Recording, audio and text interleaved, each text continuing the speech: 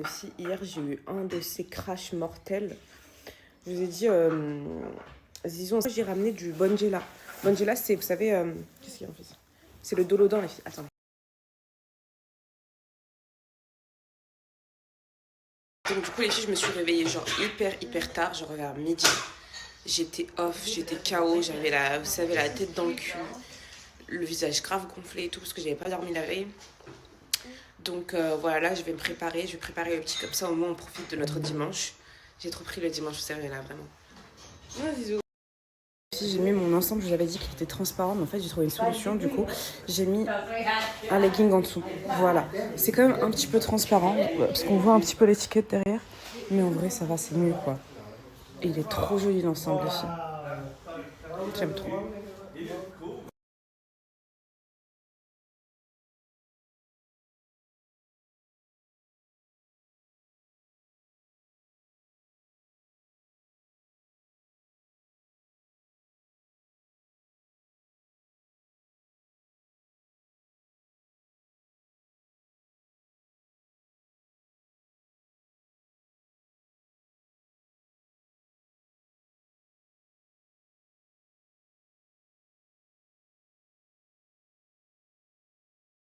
Zizou, maman. Ciao. Oui, les filles, je vous montre ma petite tenue du jour. Alors celle, c'est celle que vous avez le plus critiquée, mais c'est pas grave. En fait, je pense que c'est parce que vous n'avez pas vu ça donne, les filles. J'aime vraiment le pantalon parce qu'il tombe vraiment bien sur les chaussures. Vous voyez, ça fait genre Cali.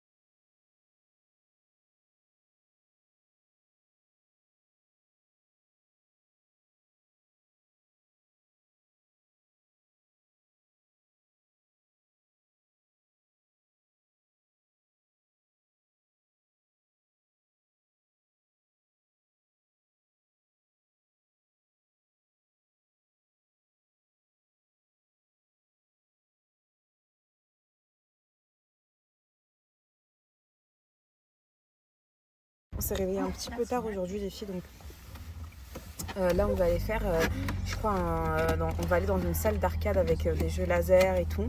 Donc voilà, j'ai hâte. Et ensuite le soir, je pense qu'on va se promener dans les rues de Amsterdam parce qu'on n'a pas forcément trop fait. Dans tous les cas, les filles, on part demain soir, donc on a le temps même demain. On dirait que j'ai mis du chocolat autour de ma bouche, les filles. Même si genre demain, on aura le temps de visiter vraiment toute la journée Amsterdam et tout. Et on va essayer demain du coup de se... Ça ressemble à ça, les filles. Vraiment, là, on dirait que ça a l'air éclaté. Regardez les prix du karting, c'est 12,50 €. Franchement, les filles. I'm ready. What about you? C'est énorme. On passe une Charlotte, les filles.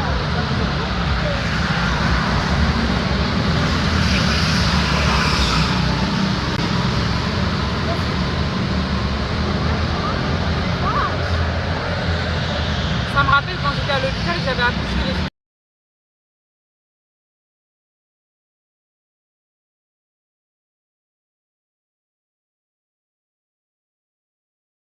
Toujours ça sent le pétrole. Attendez, faut que je me place. J'en ai déjà fait une fois au bled, mais sinon je me rappelle pas en avoir fait les choses.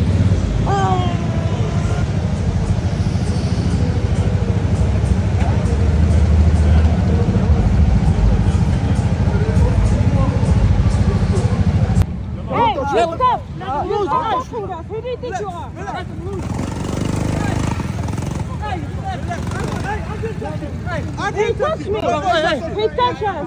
les filles, il faut que je vous explique ce qui vient de se passer. Je suis choquée, j'arrive même pas, je tremble carrément.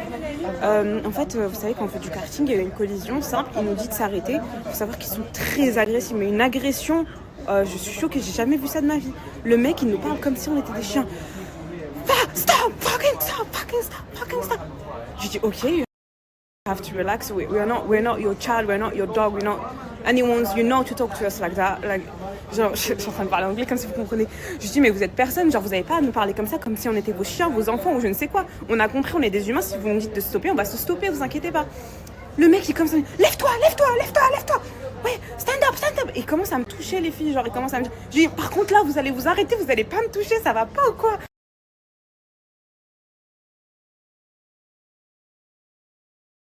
Bref, après, du coup, quand il commence à me toucher, il est en train de me toucher, il est en train de me faire lever comme ça, comme si j'étais son chien, les filles.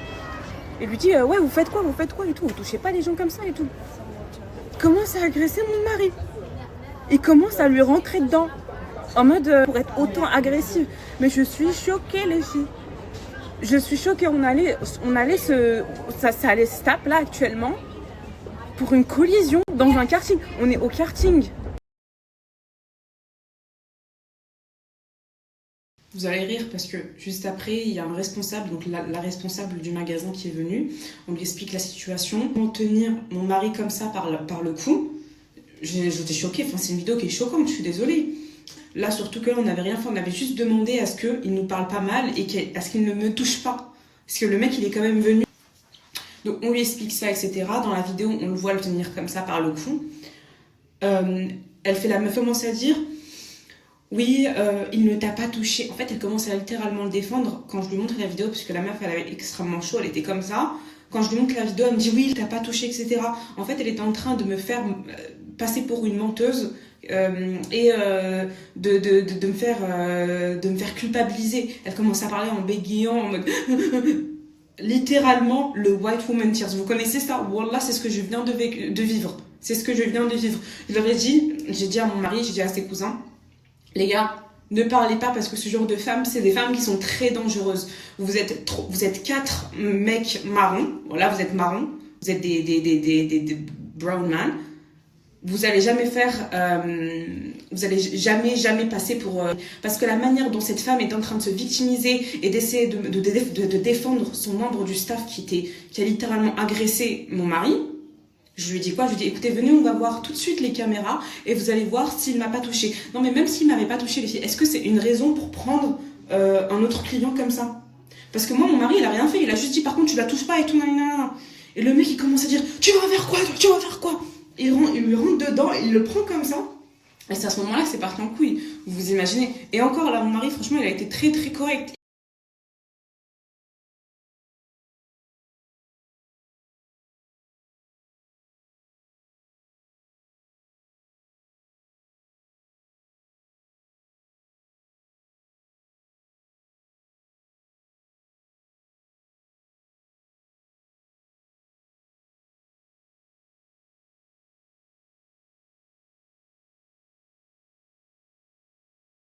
Vous avez vu, au début de ma story, quand je suis venue, j'étais là, regardez les filles, les prix sont pas chers, etc.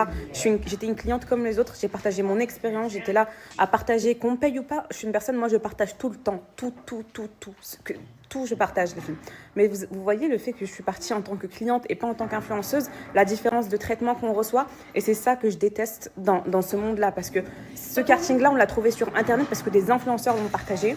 Donc on est parti en tant que client. Et en fait, la façon dont les influenceurs le vendent et la manière dont nous, clients, on le vit, c'est complètement différent et ça m'énerve. Donc, c'est très important pour moi de partager ce genre d'expérience parce que je trouve ça juste dégueulasse. Dégueulasse.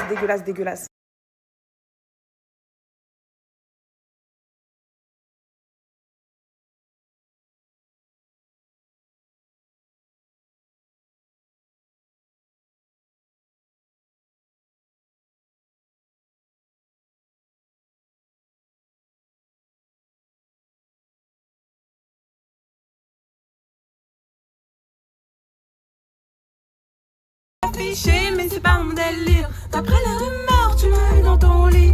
Oh, dja dja.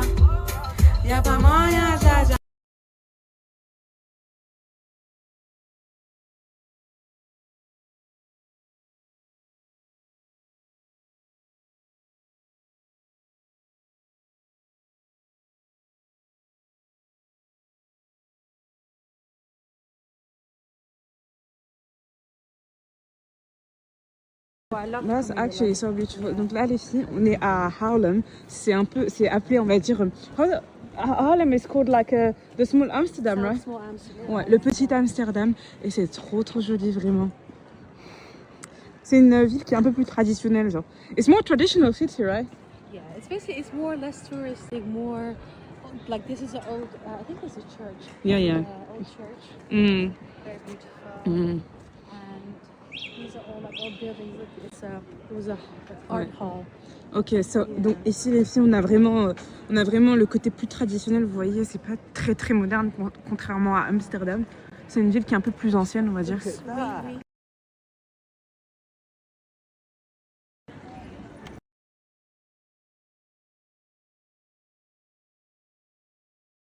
Moi je pense les filles que c'est pas du tout la faute des influenceurs parce que moi-même ça m'est déjà arrivé, en fait je suis tombée sur des marques, ils vont être tellement gentils avec moi, tellement respectueux, tellement professionnels etc. Mais dès que tu leur fais leur pub, et ben directement avec leurs clients que tu leur rapportes, ils vont pas avoir le même comportement. Donc toi au préalable t'es pas au courant de leur vraie face, vous comprenez ou pas? Et donc après genre nous on va se prendre toute la haine alors que c'est pas de notre faute, vous voyez. Moi je pense que là la prochaine fois déjà que je faisais très attention avec qui je faisais des pubs et tout les filles, mais là ça va être encore 2 fois plus sécurisé. À chaque fois que je vais avoir une personne, une nouvelle marque qui va me contacter, je vais vous demander à vous les filles, donc dire les filles, est-ce que vous avez eu des mauvaises expériences avec, pourquoi, qu'est-ce qui s'est passé, etc. Et si je vois qu'il y a trop de choses qui sont répétitives, des mauvaises expériences qui sont répétitives,